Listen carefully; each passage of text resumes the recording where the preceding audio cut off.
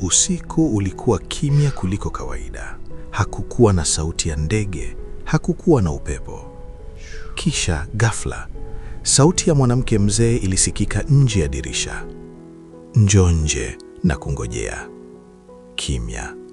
Kisha tena, najua upo ndani. Amani aliganda kitandani. Moyo wake ukapiga haraka. Lakini swali lilikuwa moja tu. Aliyeita jina lake alijuaje yupo pale? Katika kijiji kidogo kilichozungukwa na miti mikubwa na kivuli kizito karibu na Mwanza, watu waliishi kwa hofu ambayo hawakuizungumza wazi. Kijiji hicho kilikuwa na sheria isiyoandikwa. Hakuna mtu anayetoka nje usiku. Ndani ya kijiji hicho aliishi mvulana mmoja aitwaye Amani. Amani alikuwa na miaka 10. Macho yake yalikuwa na udadisi mwingi na moyo wake haukujua kukimbia ukweli. Aliishi na mama yake, Rehema, mwanamke mpole, mwenye macho yaliyoficha huzuni ya muda mrefu. Kila usiku Rehema alikuwa akifunga milango mapema, na kila usiku alihakikisha jambo moja: usitoke nje ya Amani, hata kama unasikia nini. Lakini hakuwahi kueleza kwa nini.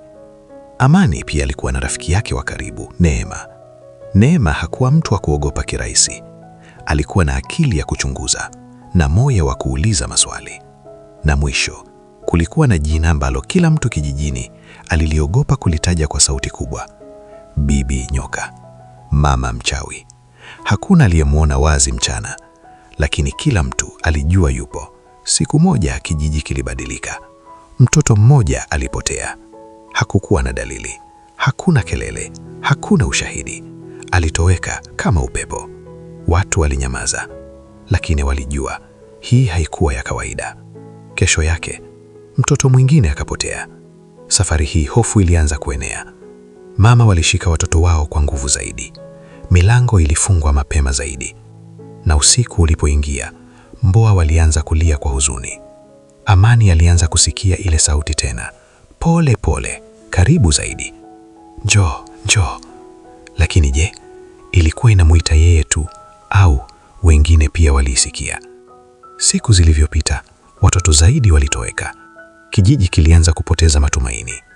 Neema alimkuta Amani akiwa kimya siku moja. Unafikiri ni nani anafanya hivi? Aliuliza. Amani akavuta pumzi ndefu. Mimi nahisi si mtu wa kawaida. Neema hakusita. Basi tutatafuta ukweli. Lakini ukweli huo ulikuwa hatari. Usiku mmoja, wakati mama yake amelala, Amani alifungua mlango polepole.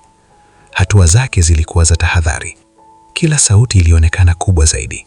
Kila kivuli kilionekana kuwa na uhai. Kisha aliiona. Chini ya mti mkubwa alisimama mwanamke mzee. Mwili wake mwembamba, nywele zake nyeupe ziking'ing'inia kama kivuli, na macho yake yalikuwa mekundu kama moto unawaka gizani. Amani alitaka kukimbia, lakini mwili wake haukusogea. Kisha mwanamke huyo akatabasamu, tabasamu lisilo na huruma. Umefika. Na kabla Amani hajajibu, alitoweka kama hakuwahi kuwepo. Asubuhi iliyofuata, Amani alikwenda kwa mzee Juma, mzee wa kijiji aliyekuwa akijua siri za zamani.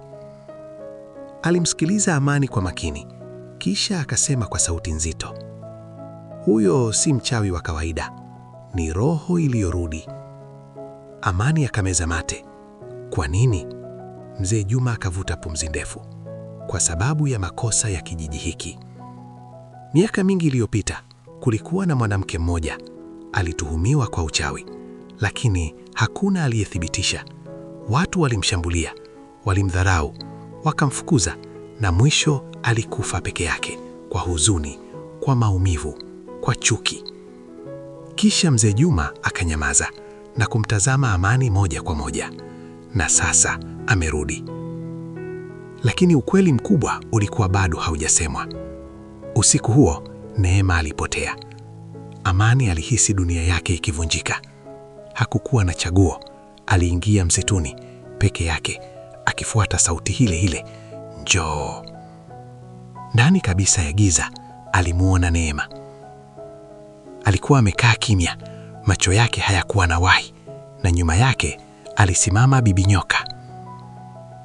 Unamtafuta rafiki yako? Aliuliza kwa sauti tulivu. Amani akasema ndiyo.